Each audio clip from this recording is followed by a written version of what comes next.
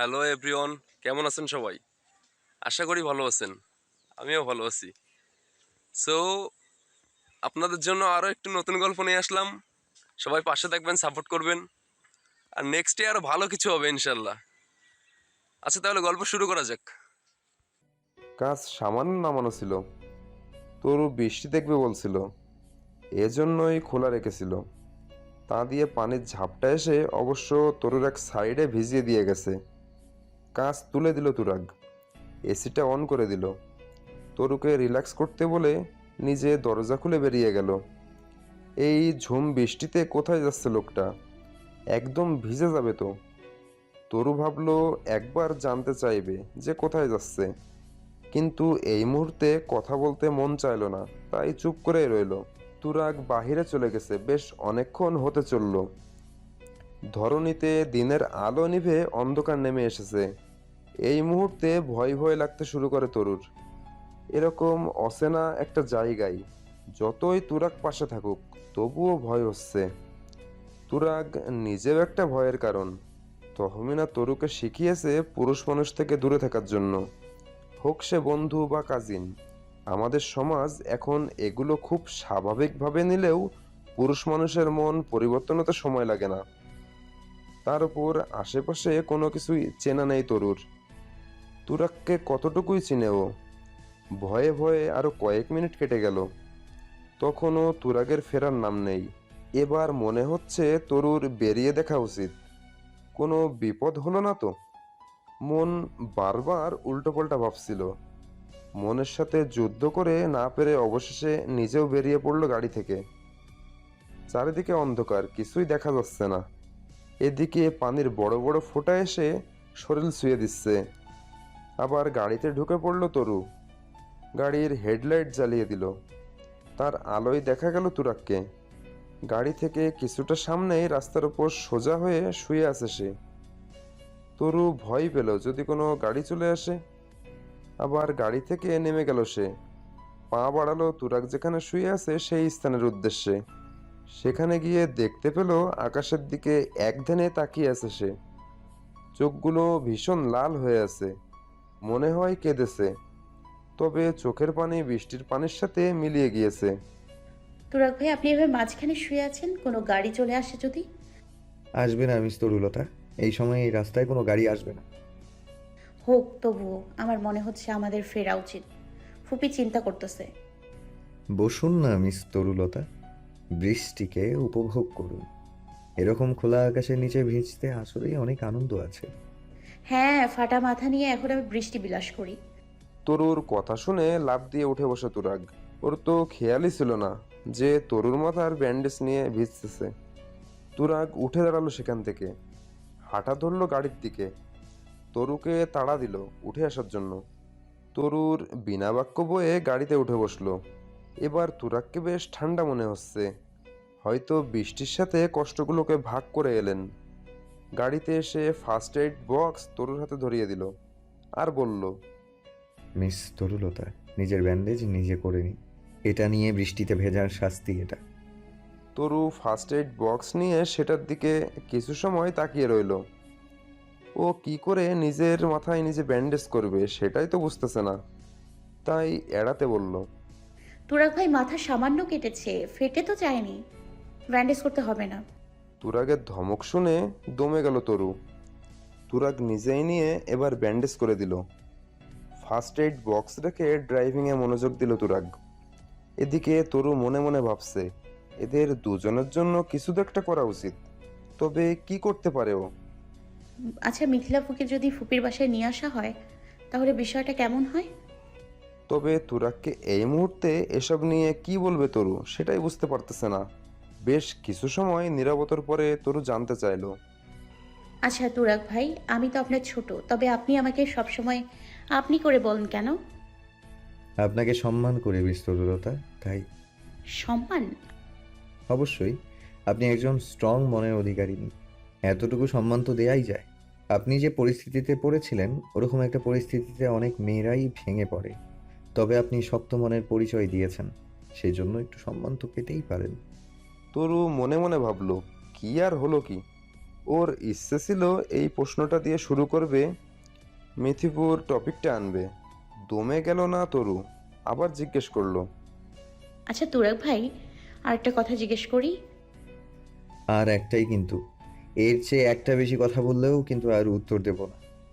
আচ্ছা, মিথি আপুকে যদি আহ, সাইদ ভিলায় নিয়ে আসা হয় তবে কি আপনার সব কষ্ট দূর হবে? তরুর কথায় আবারও ব্রেক কষল তুরাগ। চোখ ছোট ছোট করে তাকালো তরুর দিকে, মনে মনে বলল, আরে আমি এত বছরেই সোজা করতে পারি নাই মিতুরে, আর তোমরা তো নিউ প্লেয়ার। আচ্ছা তরুলতা, আপনার মাথায় হঠাৎ এই কথা? আপনাদের ব্যাপারে সবটাই শুনলাম। আমার মনে হয় মিথিলা আপুকে নিয়ে আসলেই সব সমস্যার সমাধান হয়ে যাবে। সে আসবে না, আসার হলে অনেক আগেই আসতো। আচ্ছা, শেষ চেষ্টা করতে তো কোনো সমস্যা নেই। দেখা যাক, যদি পারো তাহলে তো ভালোই। হুম। বাসায় আসতে আসতে রাত প্রায় 10টা বেজে যায়। দুজনের ভেজা কাপড় শরীরে শুকিয়ে গেছে। দরজার কলিং বেল দিল তরু। এতক্ষণ বেশ চিন্তায় ছিলেন নুন্নাহার। কলিং বেলের শব্দ পেতেই দৌড়ে গেলেন দরজা খুলতে। দরজা খুলতে খুলতে প্রস্তুতি নিলেন কিছু বলার জন্য, কিন্তু তরুর মাথায় ব্যান্ডেজ দেখে যা বলার জন্য নিজেকে প্রস্তুত করেছিলেন তা গলার কাছে এনেই গিলে নিলেন। কি হয়েছে জানার জন্য ব্যস্ত হয়ে গেলেন। তরু এতবার বলল যে কিছু হয়নি, তবুও তিনি না শুনে ছাড়বেন না। আরে ফুপি, ভেতরে তো ঢুকতে দাও। দরজা থেকে সরে দাঁড়ালেন নুন্নাহার, তবে তিনি আবার তরুর পেছনে পেছনে হাঁটা ধরলেন। এদিকে তুরাগ নিজের রুমে চলে গেল। এখন ফ্রেশ হওয়া অত্যন্ত জরুরি। এদিকে তরুর শুরু হয়ে গেছে হাসি। হাসি দিতে দিতে নাক মুখ লাল বর্ণ ধারণ করেছে। নূরনাহার এবার ঘাবড়ে যান। তরুর অসুস্থ হওয়ার থেকেও বড় কথা, নুরুল ইসলাম তাকে কথা শোনাতে ছাড়বেন না। তরুকে ধরে ওর রুমে নিয়ে আসে। এদিকে তরুর শরীর একটু একটু করে খারাপ হতে থাকে। রাত্রেবেলা গা কাঁপিয়ে জ্বর আসে তরুর। নূরনাহারের আজ আর ঘুম আসে না। তিনি বসে থাকেন ভাতিজির মাথার কাছে। একটু চোখ লেগে আসছিল। এমন সময় তরুর ফুপি ফুপি বলা শুনে ঘুম ছুটে পালালো। জ্বরের ঘোরেই হাত দিয়ে ফুপির হাতটা ধরলো। কি হলো মামুনি, কিছু বলবে? ফুপি, একটা কথা রাখবে? হ্যাঁ বলবো, অবশ্যই রাখবো। চলো না, আমরা সবাই মিলে গিয়ে মিথিলা আপুকে নিয়ে আসি। তুমি তাকে সরি বলবা, পারবা না? জ্বরের ঘোরে নাকি মানুষ আবোল তাবোল বকে, তবে তরু এসব কি বলছে? সন্তান অসুস্থ হলে মা যেমন পাশে বসে সারা রাত সেবা করে, তেমনি সারাটা রাত জেগে পাশে বসে সেবা করে গেছেন নুরনাহার। মাথায় জলপট্টি দিয়েছেন, স্যুপ করে এনে খাইয়েছেন। সকালের মিষ্টি রোদ জানালার ফাঁক গলিয়ে তরুর চোখে পড়তেই ঘুম ভেঙে গেল তরুর। আড়ামোড়া ভেঙে উঠে বসতেই পাশে নুরনাহারকে দেখতে পেলেন। জলপট্টি দিয়ে খাটের পাশেই মাথা ঠেকিয়ে বসেছিলেন নুরনাহার। সেখানেই ঘুমিয়ে গিয়েছিলেন। অবাক হয় তরু, কত সরল দেখাচ্ছে মুখখানা। এই মুহূর্তে তরুর যেন সব অবিশ্বাস্য লাগছে। কাল মোহনার বলা নুরনাহারের সাথে এই নুরনাহারের যেন কোনো মিল নেই। ছোট থেকে ফুপুদের আসা যাওয়া একটু কম ছিল বাড়িতে, তবে যখন আসতো খুব আদর করতো তরুকে। অথচ কাল মোহনার ভাষায় তাকে অহংকারী বলা হলো। সব গোলমেলে লাগে তরুর। আবার মনে হয় হয়তো সেই অ্যাক্সিডেন্টের পরেই কিছুটা নরম হয়েছেন, কি জানি। কি ব্যাপার, এভাবে এক ধ্যানে তাকিয়ে কি দেখছো মামুনি? নুরনাহারের কণ্ঠ কানে যেতেই অন্যদিকে মুখ ঘুরিয়ে তাকায় তরু। এতক্ষণ ফ্যালফ্যাল করে তার দিকে তাকিয়ে ভাবনায় পড়ে গিয়েছিল। নুরনাহার নেমে দাঁড়ায় বেড ছেড়ে। এদিক ঘুরে এগিয়ে আসে তরুর সামনে, হাত রাখে তরুর কপালে। জ্বর আছে কিনা অনুমান করার চেষ্টা করে। জ্বর কমে গেছে অনেকটা। হাঁপ ছেড়ে বাঁচলেন নুরনাহার। জবাবদিহি বিষয়টা তার মোটেই ভালো লাগে না। তোমার জ্বর তো কমে গেছে, কিছু খাবে? নুডলস করে দিই? আরে ব্যস্ত হইও না ফুপি, আর আমার ভার্সিটির অ্যাডমিশন ডেট কিন্তু সামনেই। আচ্ছা আমি দেখবো। এখন কিছু তো খাবে? সারা রাত জ্বর ছিল, এখন ক্লান্ত লাগছে নিশ্চয়। তুমি ফ্রেশ হও। তরু বেড থেকে নামতে না নামতেই কলিং বেল বাজার শব্দ পাওয়া যায়। এই সকালে কে আসলো ফুপি? কি জানি, তুমি ফ্রেশ হও, আমি দেখছি। তরুকে সেখানে রেখেই বেরিয়ে যান তিনি। তবে তরুর কৌতূহল হয় জানার তাই ফ্রেশ না হয়ে উপর থেকে উকি দেয় দেখার জন্য কে এসেছে। সেই মুহূর্তে সেখান থেকে তুরাগ যাচ্ছিল নিচের দিকে।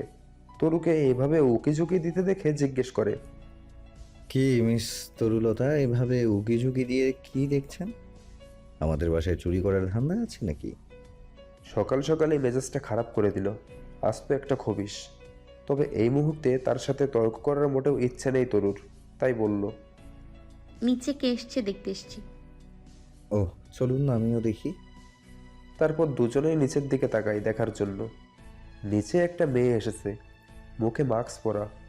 তরু চিনতে পারে না। তখনই মাথায় একটা গাঁটটা মেরে তুরাগ বলে, আপনার সাথে বাদরামি করার জন্য আরেক বাদর চলে এসেছে। কি? বাদর নাম্বার 2। তুরফা? তরু আর কিছু না ভেবে ছুট লাগায় নিচের দিকে। পেছন থেকে চুলের বিনুনি টেনে ধরে তুরাগ। চুলে অনেক ব্যথা লাগে তরুর। এবার মেজাজটা বেশি খারাপ হয়। কি সমস্যা কি আপনার? আরে এমন হনুমানের মতো নিচে যাচ্ছেন কেন? মুখ তেল তেলে হয়ে গেছে, চোখে ময়লা, ওয়াক। যান ফ্রেশ হয়ে তারপর নিচে যাবে। মুখ থমথমে হয় তরুর। ঘুম থেকে উঠে খেয়াল করেনি চোখের দিকে। আর ঘুমলে মুখটা একটু তেলতেলে হয়ে যায়। এজন্য এভাবে ওয়াক করার কি আছে? কথাই বলে না, যার জন্য করি চুরি সেই বলে চোর। এই লোকের গার্লফ্রেন্ডকে আনার প্ল্যান করতেছে ও, আর এই লোক ওকে অপমান করার কোনো উপায় যেন ছাড়তে চায় না। সামনে এগিয়ে চুলের বিনুনি টেনে ছাড়িয়ে নিল তরু। এরপর পেছন ঘুরে নিজের রুমে ঢুকে তুরাগের মুখের ওপর দরজা লাগিয়ে নিল। আহাম্মক হয়ে দাঁড়িয়ে রইল তুরাগ। ও তো এভাবে বলেছিল তরুকে খেপানোর জন্য। তবে তরুর এইভাবে চুপচাপ চলে যাওয়াটা ঠিক লাগলো না তুরাগের। তবে কি মেয়েটা কষ্ট পেল? যাই হোক, পরে দেখা যাবে না। নিচের দিকে পা বাড়ায় তুরাগ। আজ তাড়াতাড়ি বেরোবে। এদিকে নির্বাচন চলে এসেছে। পার্টি অফিসে যেতেই হবে আজকে, নয়তো কালাম ভাই ভীষণ ক্ষেপে যাবেন। আগে এখান থেকে তুরফার সাথে দেখা করেই বেরিয়ে যাবে তুরাগ। সিঁড়ি বেয়ে তুরাগকে নামতে দেখেই কথাটা জিজ্ঞেস করলো তুরফা। ও তো উপরে যাচ্ছিল তুরাগের সাথে দেখা করতে। মাঝপথে ভাইয়ের সাথে দেখা হওয়ায় আবার উল্টো ঘুরে ভাইয়ের সাথেই নিচে নেমে এলো। তুরাগ তুরফার কথার জবাব দিতে জানতে চাইলো, তাই সকাল সকাল কোত্থেকে টপকালি তুই? আমার এক্সাম শেষ, কালকেই শেষ হয়েছে। 5টায় এক্সাম শেষ হয়েছে, বাসায় লাগেজ গোছানো ছিল। বাসায় গিয়ে ফাইলপত্র গুছিয়ে রেখে তখনই রওনা দিয়েছি নাইট কোচে ঢাকায়। আর এখন তোদের বাড়িতে টপকাইছি। এই বাসাটা মনে হয় তোর না? অবশ্যই না, ভার্সিটি অ্যাডমিশনের পরই তো এটা পর হয়ে গেছে। ভার্সিটি শেষ করে শ্বশুর বাড়ি যাব, তোদের বাসায় আর থাকবো না। বুঝেছি। দাঁড়া, বাসায় এসে আম্মুকে বলছি। তোর যে নতুন বাড়িতে যাওয়ার ইচ্ছে সেটা জানাতে হবে না? ভাইয়া, আমার পার্টি অফিসে যেতে হবে, আসছি আমি। বাসায় আরেকটা বাদর আছে, চুল টেনে দিয়েছি বলে চটেছে বোধ হয়। দেখ গিয়ে। কি ভাইয়া? বাদরে বাদরে মাস্তুতো ভাই, তাই না? যা তোর মাস্তুতো ভাইকে খোঁজ। তুরাগ আর কোনো কথা না বলে বেরিয়ে গেল। তুরাগ বেরিয়ে যেতেই ফিক করে হেসে দিল তুরফা। তার ভাইয়ের যত কাজের চাপ থাক, যত সমস্যা থাক, তার সামনে কখনো তা প্রকাশ করে না। তার সাথে সর্বদা খুনসুটি করেন। ভালোই লাগে ভাইয়ের এই ভালোবাসা। কে এসেছে সেটা দেখা জরুরি। সোফা থেকে উঠে দাঁড়ায় তুরফা। পা টিপে টিপে কিচেনের সামনে যাই। ভেতরে আয়। এখনো কি বাচ্চা নাকি? পা টিপে টিপে হাঁটছিস কেন? ও ফাম্মু, তোমাকে দেখতে কে বলেছে? আচ্ছা, কে এসেছে আমাদের বাসায়? তরু এসেছে? কি? তুমি আগে বলবে না? ছোট পুতুল আমাদের বাসায় আসছে? ঢং বাদ দে, তরু এখন অনেক বড়, ভার্সিটি অ্যাডমিশন নিবেও। যাই হোক, আমি দেখে আসি। তুরফা উপরে এসে খুঁজে বের করলো তরুর রুম, কিন্তু ভেতর থেকে বন্ধ দেখে অবাক লাগলো তুরফার।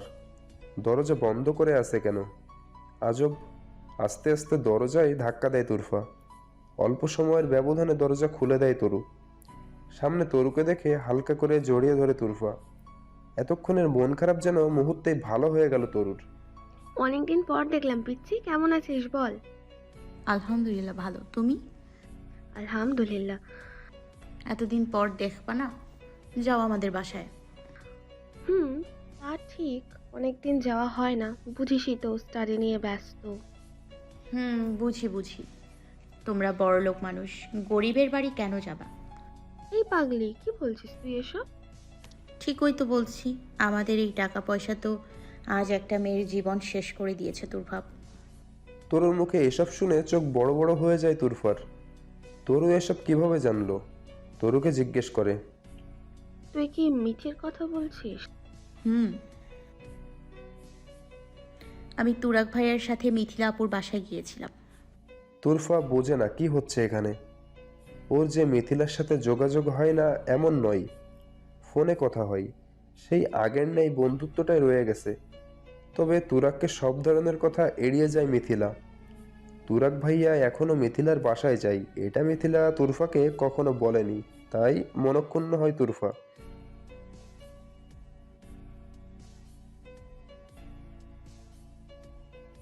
বেরিয়ে যায় তুরফা, সেখানেই দাঁড়িয়ে থাকে তরু। সবাই এভাবে এড়িয়ে যায় কেন? কাল রাতে জ্বর ছিল ঠিকই, তবে হুঁশে ছিল তরু। আর জ্বরের ঘরে কথা বলার অভ্যাস নেই তরুর। ইচ্ছে করেই ফুপিকে বলেছিল মিথিলা আপুকে এ বাসায় আনার জন্য, তবে তিনি এড়িয়ে গেছেন। এখন আবার তুরফাও ঘুমের কথা বলে চলে গেল। তাহলে কেউ কি চায় না মিথিলা ফিরে আসুক? এটার কারণ কি? আপু হাঁটতে পারে না এটা? তারা কি বোঝা এড়িয়ে যাওয়ার প্রচেষ্টা করতেছে? তারা যদি এমনটা ভেবেও থাকে তবে তা হতে দিবে না তরু। ভাইয়া তুই কোথায় আছিস? তাড়াতাড়ি বাসায় আয়, আমরা এখনই বের হব। মিঠিদের বাসায় যাব, জলদি আয়। কোনো ব্যস্ততা দেখাতে হবে না, তাড়াতাড়ি চলে আসবে। এই, তোরা কেন যাবি ও বাসায়? আমি গতকালই গিয়েছিলাম, আজ আবার কেন যাব? তোমাকে আসতে বলছি, আসো, আম্মুও যাবে। আর কোনো কথা না বলে লাইন কেটে দেয় তুরফা। ফোন হাতে নিয়ে সেদিকে একধানে তাকিয়ে আছে তুরাগ। হচ্ছেটা কি এসব? কিছুই তো বুঝতেছে না। তুরাগকে এভাবে একধানে ফোনের দিকে তাকিয়ে থাকতে দেখে এগিয়ে আসলো প্রান্ত। পেছন থেকে কাঁধে হাত রাখতেই সেদিকে ঘুরে তাকালো তুরাগ। প্রান্ত জানতে চাইলো, কি হয়েছে এভাবে অন্যমনস্ক হয়ে বসে আছিস যে? কি করব ভাবছি। কি ভাবছিস সেটা তো জানতে চাচ্ছি। আম্মু নাকি মিথিলাদের বাসায় যেতে চাচ্ছে আবার। কি? এভাবে চেঁচাস কেন? আশেপাশে দলের ছেলেপুলেরা আছে। আচ্ছা আচ্ছা, কিন্তু কেমনে সম্ভব ভাই? তুইও যেখানে আমিও সেখানে, এখন কিভাবে বলবো বল? আমাকে বাসায় যেতে বলেছে, আমাকেও নাকি নিয়ে যাবে। তুই রাজি হয়েছিস? তার কি সময় দিয়েছে? বাসায় যেতে হবে বলে ফোন কেটে দিয়েছে।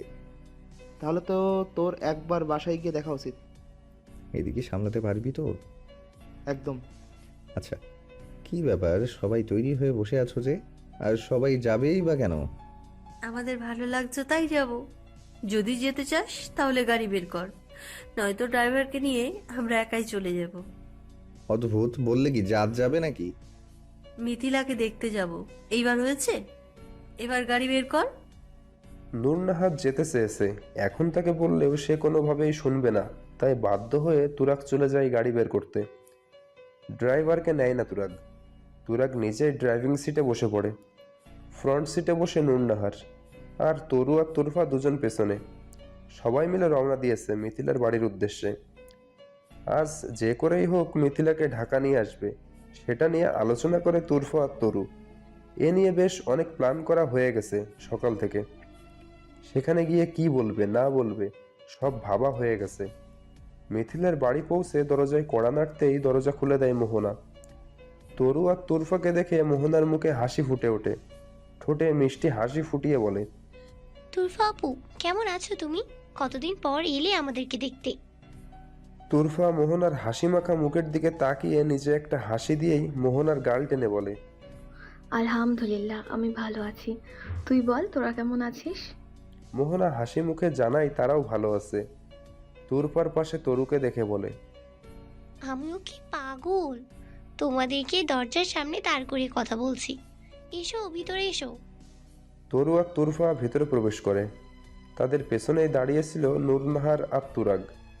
নূরনাহারের মুখে নেমে এসেছিল অন্ধকার। এটা কিসের তা বুঝতে পারল না মোহনা, তবে মিষ্টি হেসে সালাম দিল মোহনা। তিনিও একটু মুচকে হাসি দিয়ে সালামের জবাব দিলেন। পুরো বিষয়টা তুরাগ ছিল নিশ্চুপ। মোহনাও আর তাকে ঘাটায়নি। তরু মোহনাকে জিজ্ঞেস করে, মিথিপুর রুমে যাব আমরা। হ্যাঁ তোমরা যাও, আমি আসছি। মোহনার কথায় সম্মতি জানিয়ে তরু আর তুরফা মিথিলার ঘরের দিকে যায়, আর মোহনা চলে যায় ওদের জন্য নাস্তা রেডি করতে। মিথিলার ঘরের দরজা খুলে ভেতরে প্রবেশ করলো তরু আর তুরফা। দরজা খোলার শব্দ পেয়ে মিথিলা দরজার দিকে তাকাই। তরু আর তুরফাকে দেখে মৃদু হাসে।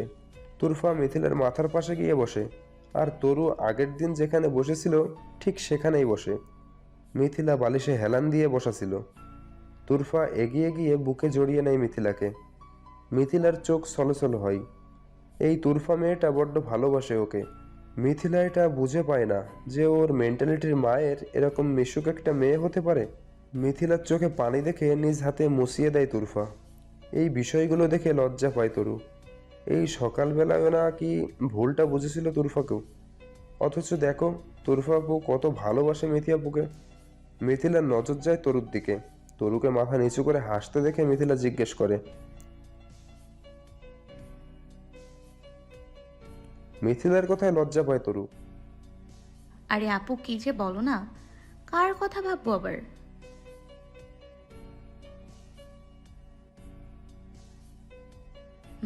খুব। তোমার মতো একটা মিষ্টি মেয়েকে মিস না করে পারা যায়? তবে আরও একটা আবদার নিয়ে আমরা এসেছি। আমি তো তোমার ছোট বোনের মতোই, তাই না? ছোট বোন হলে আবদার তুমি রাখতে না আপু? না মানে এই তুরফা আপু, তুমি বলো না। আমি ওদের দুজনকে এভাবে করতে দেখে ধমক দেয় মিথিলা।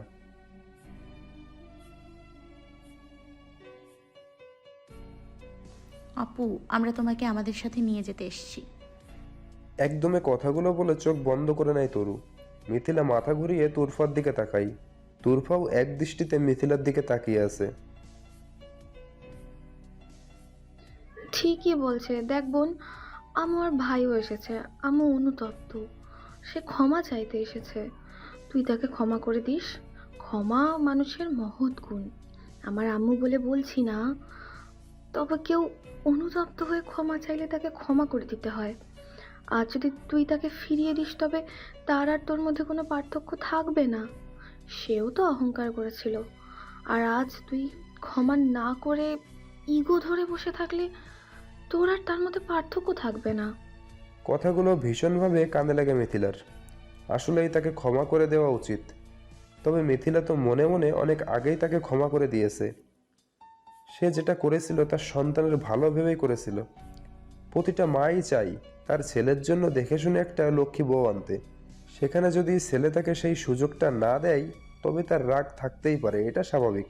সেই রাগ থেকেই হয়তো কথাগুলো বলেছিলেন তিনি। তবে অ্যাক্সিডেন্টটা ওর ভাগ্যে ছিল, এজন্যই হয়েছে। এজন্য নূরনাহারকে দায়ী করাটা বোকামি। তাকে তো অনেক আগেই ক্ষমা করেছে। তবে তুরাগকে অ্যাভয়েড করার কারণ মিথিলা চাচ্ছিল তুরাগ যেন অন্য কাউকে বিয়ে করে সুখী হতে পারে। ও তুরাগের বোঝা হয়ে থাকতে চায়নি। তবে এখন সবাই যে সিচুয়েশনে ফেলেছে মিথিলাকে, হয়তো এখন অন্যরকম কিছু হয়েও যেতে পারে। তুরাগ আর নূরনাহার সামনে রুমে রাখা চেয়ারে বসলো। মোহনা ইতিমধ্যে চা নাস্তা দিয়ে গেছে সামনে। কিছু সময় পরে বাহির থেকে হাত মুছতে মুছতে ঘরে প্রবেশ করলেন মিথিলার মা শাহানা। তাকে আসতে দেখে উঠে দাঁড়ালেন নূরনাহার। মুখে হাসি ফুটিয়ে সালাম দিলেন। নূরনাহারের এই নম্র ব্যবহার ভীষণ পছন্দ হলো শাহানার। তিনি সালামের জবাব দিয়ে বললেন, অনেক সময় অপেক্ষা করালাম আপা, আসলে বাইরে রান্নাঘরে রান্না বসিয়েছি, তাই আসতে দেরি হলো।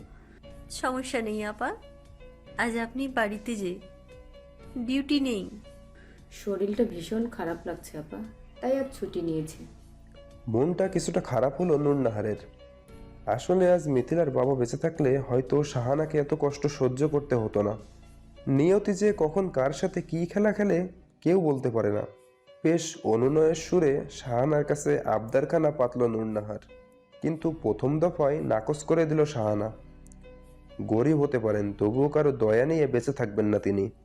প্রথম যখন মিথিলার বিয়ের কথা উঠেছিল, তখন রাজি ছিলেন শাহানা। মেয়ে বিয়ে করে শ্বশুরবাড়ি গেলে কতটা ভিন্ন ছিল। তবে তাদের পরিবার সহ সবাইকে যাওয়ার জন্য অনুরোধ করেছে নূরনাহার। এটা কি করে সম্ভব? নূরনাহার বেশ কয়েকবার ক্ষমা চাইলেন শাহানার কাছে। নূরনাহার বললেন তিনি মিথিলা মায়ের কাছেও ক্ষমা চাইবেন। নূরনাহারের এভাবে ভালো মানসিকতা থেকে ভালো লাগলো না শাহানার। তবে তিনি ঢাকায় যেতে নারাজ।